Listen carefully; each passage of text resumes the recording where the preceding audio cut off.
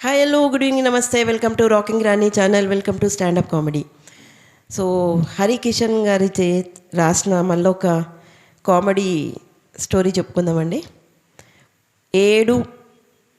ఏడుగుడు మూర్ఖులు కామెడీ పేరు అనమాట. అయితే ఒక ఊర్లో ఒక రాజు, చాలా మంచిగా రాజ్యం నడుస్తుంటుంది, ఏ కష్టాలు ఉండవు, చాలా వెల్ సెటిల్డ్ రాజ్యం అనమాట అది. సో రాజు ఏం చేస్తాడు, మంత్రిని పిలుస్తాడు ఒకసారి.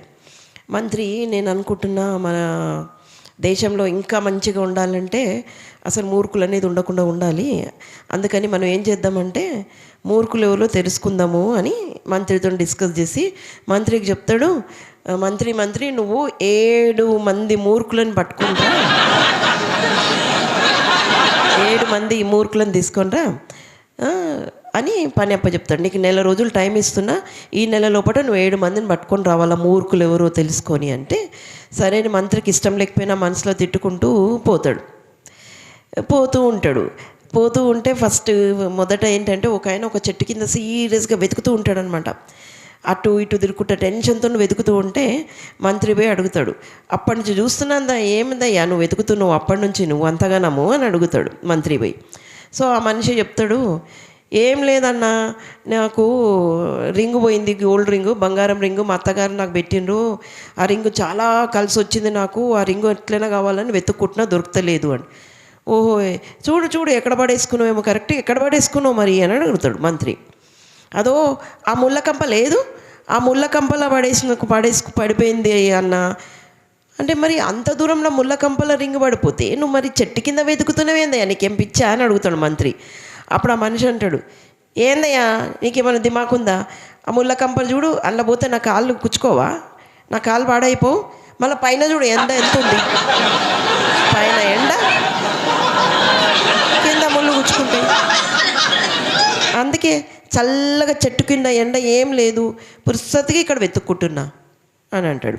అయితే మంత్రి అంటాడు, సరే నువ్వేం భయపడకయ్యా, మా రాజ్యానికి రా, మా రాజు దగ్గర నీకు మంచి బహుమానం ఇప్పిస్తా, ఈ బంగారు రింగ్ ఏం కర్మ నీకు ఇప్పిస్తాను, బంగారు రింగ్ కన్నా ఎక్కువనే నీ బంగారంతో పాటు వేరే బహుమానం కూడా ఇస్తాడు మా రాజు, వస్తావా మా దగ్గరికి అంటే. సరే వస్తాడు. సో మంత్రి అకౌంట్లో ఒక మూర్ఖుడు దొరికిపోయాడు అనమాట. తర్వాత పోతూ ఉంటే ఒక ఆయన గుర్రం మీద పోతుంటాడు. ఆ గుర్రం మీద పోయి తల మీద గడ్డి పెట్టుకొని, గుర్రం మీద ఆయన కూర్చుంటాడు, ఆయన మీద తల మీద గడ్డి మోపు. అరే మంత్రి ఆపుతాడు, ఓ అయ్యా ఇక్కడ ఆగు, ఉండు, నువ్వేంటి గుర్రం ఎక్కి పోతున్నావు బాగానే ఉంది, మళ్ళీ నీ తల మీద గడ్డి ఏంటి, నువ్వు మంచిగా గుర్రం మీద జాగుంది కదా, ఆడ పెట్టుకొని పోవచ్చు కదా, అదేం లెక్కలవయ్యా అని అడుగుతాడు. అయితే గుర్రం మీద ఉందని చెప్తాడు. ఏం లేదన్నా, ఆడ గుర్రంకి బరువు అవుతా, నేనే బరువు ఉన్నా, ఆ గడ్డి కూడా పెడితే బరువు కదా గుర్రంకి, అందుకని అట్లా పెట్టినా పోతున్నా అని చెప్తాడు. అయితే మంత్రి చెప్తాడు, నువ్వు గడ్డి గుర్రం మీద పెట్టినా నీ మీద పెట్టినా బరువు అంతా దానికి ఎట్లయినా పడుతుంది, కానీ నువ్వు ఒక పని చేయి, నువ్వు నా అంటారా మా రాజ్యానికి నీకు మంచి బహుమతి ఇప్పిస్తా మా రాజుతోనని ఆయన నొప్పిస్తాడు. సరే ఆయన కూడా ఒప్పుకుంటాడు రావడానికి. సరే పోతూ ఉంటారు.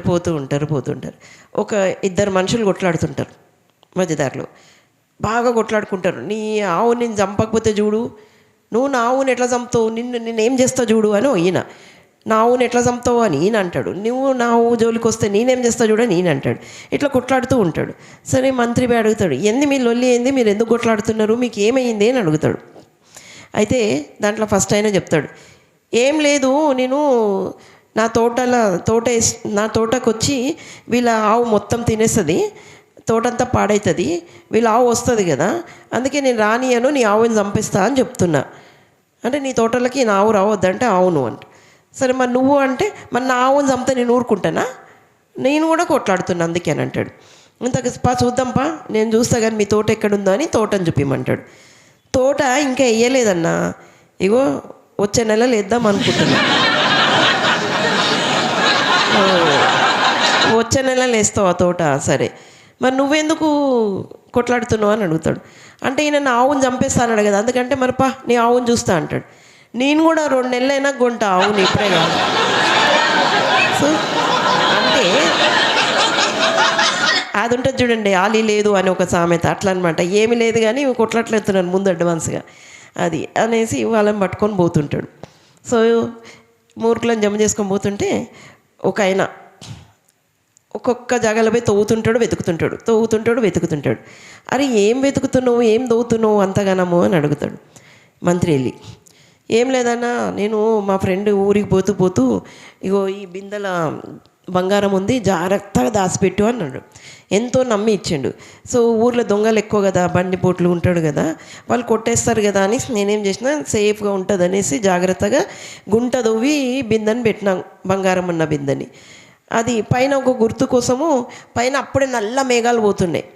ఆ నల్ల మేఘాలు గుర్తులాగా పెట్టుకున్నా, దాని కిందనే బిందె దొవ్వి పెట్టుకున్నా.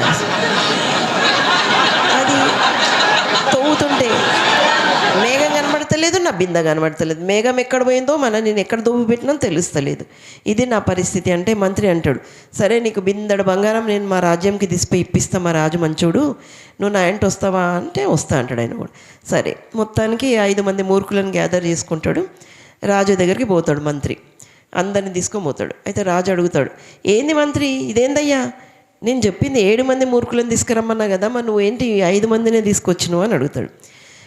మంత్రి అంటాడు, నన్ను తిట్టను అంటే, నన్ను ఏమనను అంటే, నాకు పనిష్మెంట్ ఇయ్యను అంటేనే నేను చెప్తా రాజా, మళ్ళీ లేకపోతే ఏమనుకోవద్దును అని. చెప్పు మంత్రి, భలే వాడవే చెప్పు నువ్వు అంటాడు. అప్పుడు మంత్రి అంటాడు, ఆ 2 మూర్ఖులు మనమిద్దరము రాజా.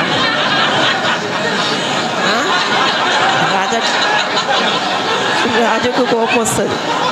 అట్లెట్లా అంటావయ్యా 2 మూర్ఖులు మనం అనేసి అంటే, మళ్ళీ ఏంది రాజా, మనము రాజ్యానికి మంచి చేయాలి, మంచి చూడాలి, ఒక్కొక్క నిమిషం వేస్ట్ చేయకుండా, పాడు చేయకుండా టైంని మనము ప్రజల కోసం మంచి పనులు చేయాలి.